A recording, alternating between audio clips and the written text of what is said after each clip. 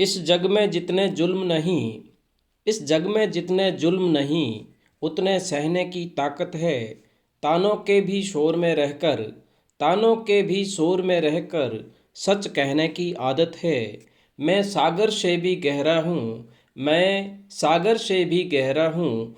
तुम कितने कंकड़ फेंकोगे, तुम कितने कंकड़ फेंकोगे। चुन चुन कर आगे बढ़ूंगा मैं, चुन चुन कर आगे बढ़ूंगा मैं। तुम मुझको कब तक रोकोगे, तुम मुझको कब तक रोकोगे। जी हाँ, हिंदी साहित्य वस्तुनिष्ठ में आपका हार्दिक स्वागत एवं अभिनंदन। शुरू करते हैं यूजीसी नेट श्रृंखला शब्द शक्ति। शब्दों के अर्थों का बोध कराने वाले व्यापार शब्द शक्ति कहलाते हैं। शब्दों के अर्थों का बोध कराने वाले व्यापार शब्द शक्ति कहलाते हैं। शब्द शक्ति के 3 भेद हैं: अभिधा, लक्षणा, व्यंजना। अभिधा शब्द शक्ति शब्द को सुनकर या पढ़कर श्रोता या पाठक को उसका जो लोक प्रसिद्ध प्रचलित अर्थ तत्क्षण ज्ञात होता है उसे अभिधेयार्थ या वाचार्थ कहते हैं। इस अभिधेयार्थ का बोध कराने वाली शब्द शक्ति अभिधा कहलाती है। अभिधा के द्वारा ज्ञात अर्थ केवल अभिधा के द्वारा ज्ञात अर्थ कोशगत अर्थ होता है। जैसे हमें फल चाहिए, यहाँ फल का सामान्य अर्थ ग्रहण किया जाता है, अतः अभिधा शब्द शक्ति है। अभिधा का मतलब साधारण अर्थ ग्रहण करने वाला शब्द। एक बार पुनरावृत्ति। शब्द को सुनकर या पढ़कर श्रोता या पाठक को उसका जो लोक प्रचलित अर्थ है वो उसी क्षण अगर ज्ञात हो जाता है तो अभिधेयार्थ या वाचार्थ कहते हैं। इस अभिधेयार्थ का बोध कराने वाली शब्द शक्ति अभिधा कही जाती है। अभिधा के द्वारा ज्ञात अर्थ कोशगत अर्थ होता है या सामान्य अर्थ होता है। जैसे हमें फल चाहिए, यहाँ फल का सामान्य अर्थ ग्रहण किया जाता है, अतः अभिधा शब्द शक्ति है। सामान्य अर्थ निकलता है तो अभिधा शब्द शक्ति। दूसरा है लक्षणा शब्द शक्ति। मुख्यार्थ में बाधा उपस्थित होने पर मुख्यार्थ से ही संबंधित जो अन्य अर्थ रूढ़ि अथवा प्रयोजन के आधार पर ग्रहण किया जाता है उसे लक्ष्यार्थ कहते हैं। लक्ष्यार्थ का मतलब है संबंधित जो अर्थ है रूढ़ि या प्रयोजन के आधार पर ग्रहण किया जाता है उसे लक्ष्यार्थ कहते हैं। मुख्यार्थ में बाधा उत्पन्न होती है और दूसरा अर्थ निकलता है। लक्ष्यार्थ का बोध कराने वाली शब्द शक्ति लक्षणा शब्द शक्ति कहलाती है। जैसे मोहन गधा है, इस वाक्य में गधा शब्द का लक्ष्यार्थ है मूर्ख। यहाँ पर लक्ष्यार्थ गधा शब्द का अर्थ मूर्ख है। यह अर्थ इसलिए ग्रहण किया गया है क्योंकि गधे का मुख्यार्थ एक जानवर यहाँ बाधित हो रहा है। यह अर्थ एक विशेष प्रयोजन के आधार पर ग्रहण किया गया है, अतः यहाँ लक्षणा शब्द शक्ति है। मोहन गधा है, गधा शब्द है वो लक्षणा शब्द शक्ति का प्रतीक है, लक्ष्यार्थ है। अब इसका लक्ष्यार्थ गधा शब्द का लक्ष्यार्थ मूर्ख है। मोहन गधा है इसका मतलब मोहन मूर्ख है। लक्षणा शब्द शक्ति के भेद। लक्षणा शब्द शक्ति के भेद लक्ष्यार्थ के आधार पर 2 भेद है: रूढ़ि लक्षणा, प्रयोजनवादी लक्षणा।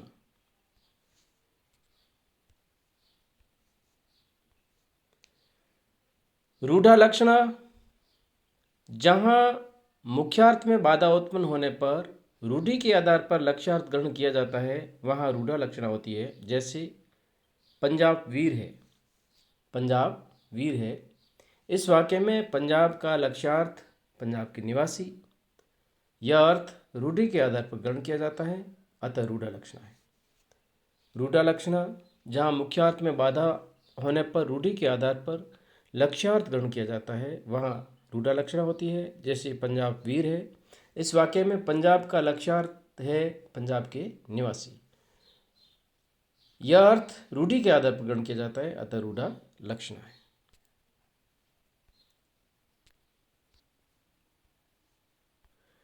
लक्षणा जो शब्द शक्ति है उसका दूसरा रूढ़ा लक्षणा और दूसरा भाग है उसका प्रयोजनवादी लक्षणा। लक्षणा शब्द शक्ति के जो भेद है उसमें पहला भेद है लक्ष्यार्थ के आधार पर। इसके भी दो भेद है, रूढ़ा लक्षणा जो अभी अपन ने देख लिया, उसके बाद है प्रयोजनवादी लक्षणा। प्रयोजनवादी लक्षणा इसमें मुख्यार्थ में बाधा होने पर किसी विशेष प्रयोजन के लिए जब लक्ष्यार्थ का बोध किया जाता है वहाँ प्रयोजनवादी लक्षणा होती है। जैसे मोहन गधा है, इस वाक्य में गधा का लक्ष्यार्थ मूर्ख लिया गया है और यह मोहन की मूर्खता को व्यक्त करने के प्रयोजन से लिया गया है, अतः यहाँ प्रयोजनवादी लक्षणा है। मोहन गधा है, यह लक्षणा शब्द शक्ति है और लक्षणा शब्द शक्ति में भी प्रयोजनवादी लक्षणा है। अगला टॉपिक है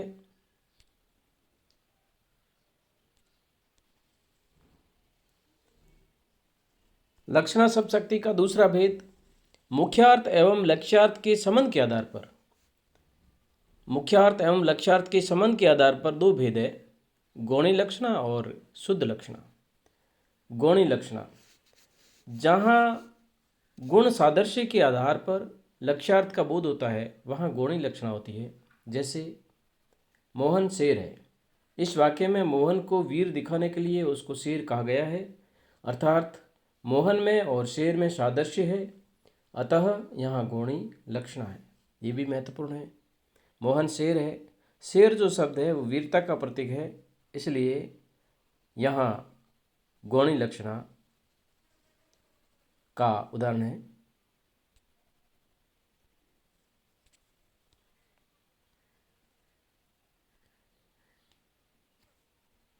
लक्ष्यार्थ एवं मुख्यार्थ के संबंध के आधार पर दूसरा जो पॉइंट है वो है शुद्ध लक्षणा। जहाँ गुण सादृश्य को छोड़कर अन्य किसी आधार यथा समीपता, साहचर्य, आधार, आधेय संबंध के आधार पर लक्ष्यार्थ ग्रहण किया गया हो वहाँ शुद्ध लक्षणा होती है।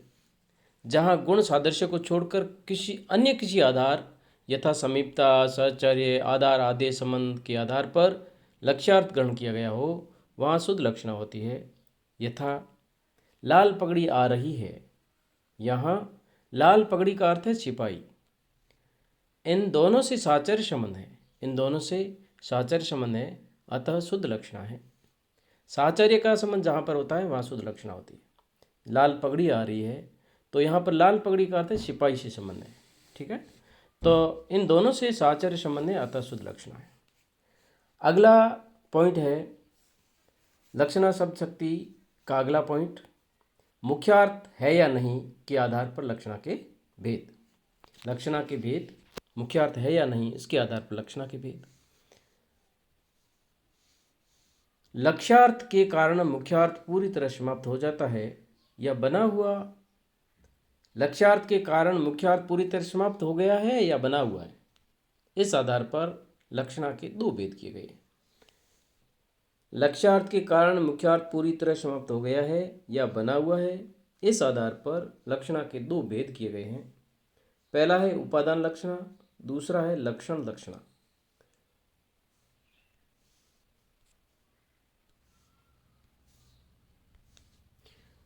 उपादान लक्षणा जहाँ मुख्यार्थ बना रहता है तथा लक्ष्यार्थ का बोध मुख्यार्थ के साथ ही होता है वहाँ उपादान लक्षणा होती है। जहाँ मुख्यार्थ बना रहता है तथा लक्ष्यार्थ का बोध मुख्यार्थ के साथ ही होता है वहाँ उपादान लक्षणा होती है। जैसे लाल पगड़ी आ रही है, लाल पगड़ी आ रही है और लाल पगड़ी पहने हुए सिपाही भी आ रहा है या लाल पगड़ी पहने हुए सिपाही भी आ रहा है। यहाँ मुख्यार्थ लाल पगड़ी के साथ साथ लक्ष्यार्थ सिपाही का बोध हो रहा है, अतः यह उपादान लक्षणा है। लाल पगड़ी आ रही है, लाल पगड़ी आ रही है यानी लाल पगड़ी पहने हुए सिपाही आ रहा है। यहाँ पर मुख्यार्थ जो मुख्य अर्थ है लाल पगड़ी के साथ साथ उसका जो लक्ष्यार्थ सिपाही है उसका भी बोध हो रहा है, अतः उपादान लक्षणा शब्द शक्ति है। मुख्यार्थ है या नहीं के आधार पर अगला जो भेद है वो लक्षण लक्षणा का है। इसमें मुख्यार्थ पूरी तरह समाप्त हो जाता है तभी लक्ष्यार्थ का बोध होता है। इसमें मुख्यार्थ पूरी तरह समाप्त हो जाता है तभी लक्ष्यार्थ का बोध होता है। जैसे मोहन गधा है, लक्षण लक्षणा का उदाहरण है। मोहन गधा है, लक्षण लक्षणा का उदाहरण है। अगला पॉइंट है लक्षणा शब्द शक्ति का चौथा भेद, सारोपा एवं सांध्यवचना लक्षणा। सारोपा एवं सांध्यवचना लक्षणा। सारोपा लक्षणा,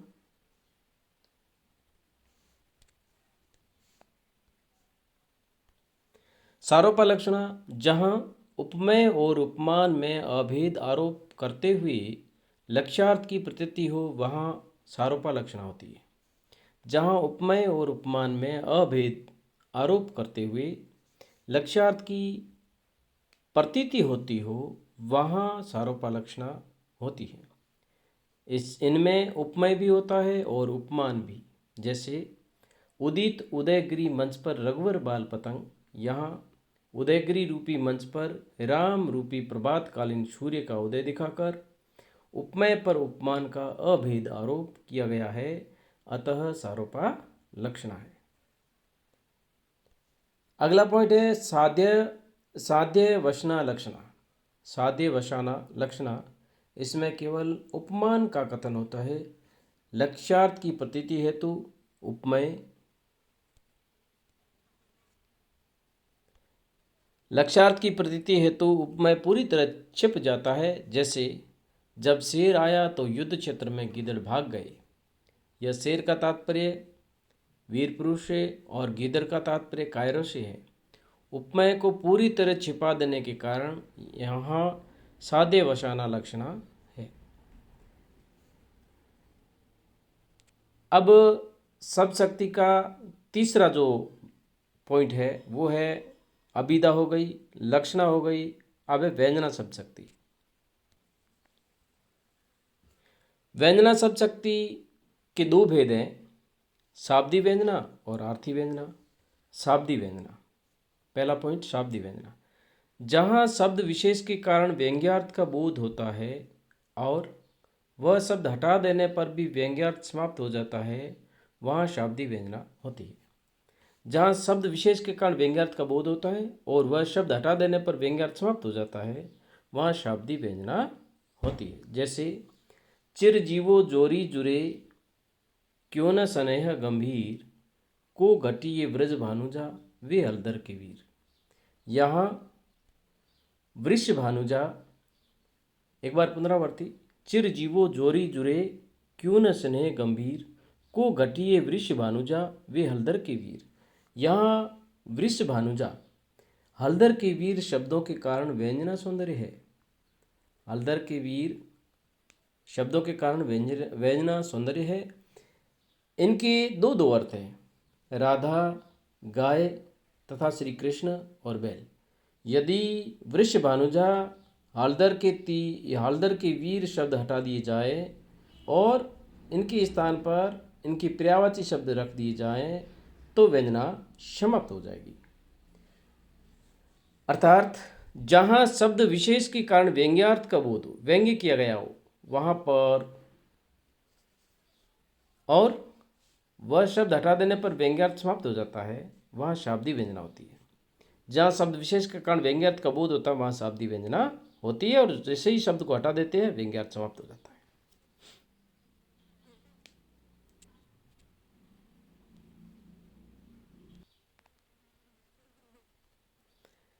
शाब्दी व्यंजना को पुनः दो वर्गों में बांटा गया है, व्यंजना शब्द शक्ति, शाब्दी व्यंजना। शाब्दी व्यंजना भी दो प्रकार की है, अभिधा मूला शाब्दी और लक्षणा मूला शाब्दी। अभिधा मूला शाब्दी व्यंजना, जहाँ पर एक ही शब्द के नाना अर्थ होते हैं, वहाँ किस अर्थ विशेष को ग्रहण किया जाए इसका निर्णय अभिधा मूला शाब्दी व्यंजना करती है। जैसे सोहत नाग न मद बिना, सोहत नाग न मद बिना, सोहत नाग न मद बिना, तान बिना नहीं राग। यहाँ पर नाग और राग दोनों शब्द अनेकार्थी है, परंतु वियोग कारण से इनका अर्थ नियंत्रित कर दिया गया है। इसलिए यहाँ पर नाग का अर्थ हाथी और इसलिए यहाँ पर नाग का अर्थ हाथी और राग का अर्थ है रागिनी। यहाँ पर नाग का अर्थ है हाथी और राग का अर्थ है रागिनी। अब यदि यहाँ नाग का पर्यायवाची भुजंग रख दिया जाए तो व्यंग्यार्थ का बोध मुख्यार्थ के माध्यम से होता है। अब है लक्षणामूला शक्ति। लक्षणामूला शाब्दी व्यंजना। लक्षणामूला शाब्दी व्यंजना जहाँ किसी शब्द की लाक्षणिक अर्थ से अनेक व्यंग्यार्थ जहाँ किसी शब्द के लाक्षणिक अर्थ से उसके व्यंग्यार्थ पर पहुँचा जाए और शब्द का पर्याय रख देने से व्यंजना का लोप हो जाए, वहाँ लक्षणामूला शाब्दी व्यंजना होती है। जहाँ किसी शब्द की लाक्षणिक अर्थ से उसकी व्यंग्यार्थ पर पहुँचा जाए और शब्द का पर्याय रख देने से व्यंजना का लोप हो जाए, वहाँ लक्षणामूला शाब्दी व्यंजना होती है।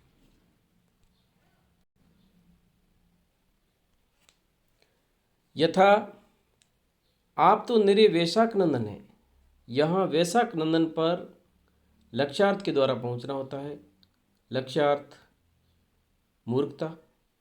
अब यदि वहाँ वैशाख नंदन शब्द बदल दिया जाए या जाए तो जाएगा और लक्षणामूला शाब्दी व्यंजना नहीं रहेगी। लक्षणामूला शाब्दी व्यंजना का उदाहरण आप तो निरे वैशाख नंदन हैं। यहाँ पर वैशाख नंदन पर लक्ष्यार्थ के द्वारा पहुँचना होता है। लक्ष्यार्थ का मतलब है मूर्खता। अब यदि वहाँ वैशाख नंदन शब्द बदल दिया जाए या जाएगा और लक्षणामूला शाब्दी व्यंजना नहीं रहेगी। यदि वैशाख नंदन शब्द बदल दिया जाए तो यहाँ लक्षणामूला शाब्दी व्यंजना नहीं रहेगी। अगला पॉइंट है आर्थी व्यंजना। जब व्यंजना किसी शब्द विशेष पर आधारित न होकर अर्थ पर आधारित होती है तब वह आर्थी व्यंजना मानी जाती है। यथा यानी जब व्यंजना किसी शब्द विशेष पर आधारित न होकर अर्थ पर आधारित होती है तब वहाँ आर्थी व्यंजना होती है। यथा अबला जीवन हाय तुम्हारी यही कहानी, आंचल में है दूध और आंखों में पानी।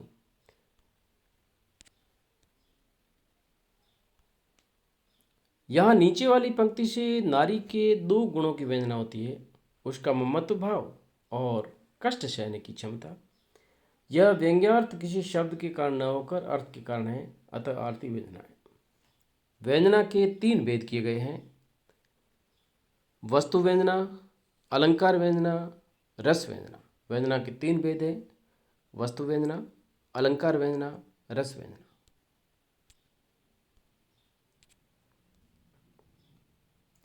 अब व्यंजना के 3 भेदों में पहला भेद है वस्तु व्यंजना। जहाँ व्यंग्यार्थ द्वारा किसी तथ्य की व्यंजना हो वहाँ वस्तु व्यंजना होती है। जैसे उषा सुनहले तीर बरसाती, यह लक्ष्मी सी उदित हुई, उधर पराजित काल रात्रि भी जल में अंतर्निहित हुई। यहाँ रात्रि बीत जाने और हृदय में आशा के उदय आदि की सूचना व्यंजित हो रही है, अतः वस्तु व्यंजना है। यहाँ पर रात्रि बीत जाने और हृदय में आशा के उदय आदि की सूचना व्यंजित की गई है, अतः वस्तु व्यंजना है। दूसरा पॉइंट है व्यंजना शब्द शक्ति का दूसरा पॉइंट अलंकार व्यंजना।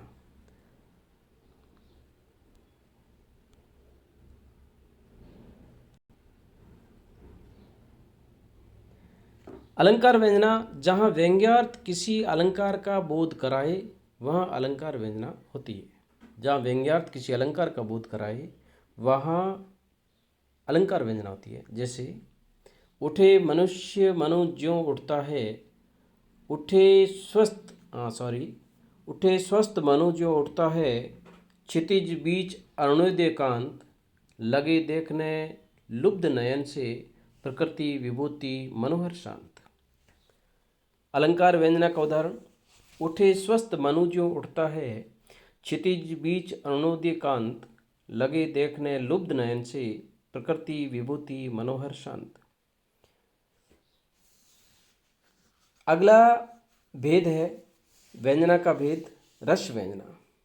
जहाँ व्यंग्यार्थ रस व्यंजित हो रहा हो, जहाँ व्यंग्यार्थ से रस व्यंजित हो रहा हो वहाँ रस व्यंजना होती है।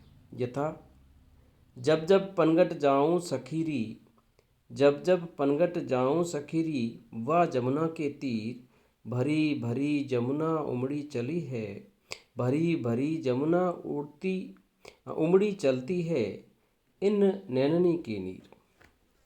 रस व्यंजना, जिसमें रस की अनुभूति होती हो वहाँ रस व्यंजना होती है।